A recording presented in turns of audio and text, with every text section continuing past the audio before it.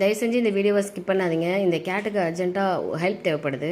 ஒரு ஃபீமேல் கேட்டு, இந்த கேட் ஓனரை வளர்க்குறவங்க ஃபீமேல் அடிக்கடி குட்டி போடுதுன்னு வீட்டை விட்டு துரத்தி விடுறாங்களாம்.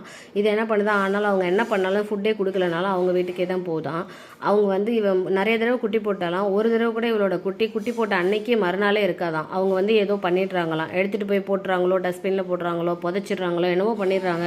ஆனால் இன்றைக்கி குட்டி போடும், நாளைக்கு கேட்டால் இருக்காது. இது மாதிரி நிறைய தடவை நடந்து இவன் ஒவ்வொரு தடவையும் குட்டி காணா போகும்போது கத்திக்கிட்டு தெருவெல்லாம் கத்திட்டு இருப்பாளாம். இப்போ நேற்றுக்கு ஈவினிங் வந்து எதிர் வீட்டில் குட்டி போட்டு தூக்கிட்டு ஓடி போயிட்டாலாம். அவங்க பார்க்காதப்ப போயிட்டு காலையில் கேட்டால் அவங்க வீட்டில் வந்து குட்டி கொண்டு வந்துச்சு, ஆனால் எங்களுக்கு தெரியாது, எங்கன்னு தெரியலன்னு சொல்லிட்டாங்களாம்.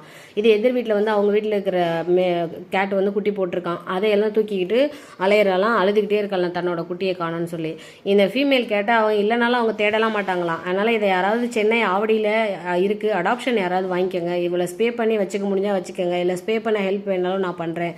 தயவு செஞ்சு இந்த கேட்டை யாராவது அடாப்ஷன்